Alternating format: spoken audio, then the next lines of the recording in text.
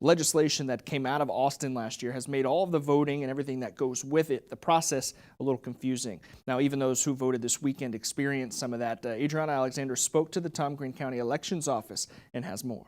As Tom Green County officials are closing out the special election, they are still adjusting to the new Senate Bill 1 law as preparations for the March primary has begun. The special election for single-member District 5 has ended with Karen Hesse-Smith as the projected winner. But the preparation for the latest special election under the new Senate laws was not as simple and easy as in the past. The rules have changed so much on what we can and cannot do. The Republican majorities in the House and Senate signed off on the final version of Senate Bill 1, which includes the following changes when it comes to voting: a ban on drive-through voting, new ID requirements for voting by mail, a correction process for mail-in voting, new regulations for early voting hours, including a ban on 24-hour voting, and the list goes on.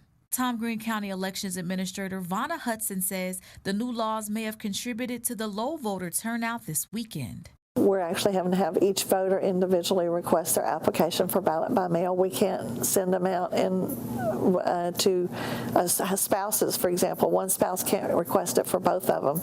They each individually have to request it. And so, getting that process and then trying to match the ID numbers that they now have to put on the applications, and just a few different things that are going to be a little bit more challenging for our ballot by mail voters. 838 out of the 9,311 registered voters participated in the special election. With the primary approaching in March, Hudson is hoping people read up on the new voting laws and do what's necessary to make their vote count. I'm having to get used to all of the new laws and try to get them in my head.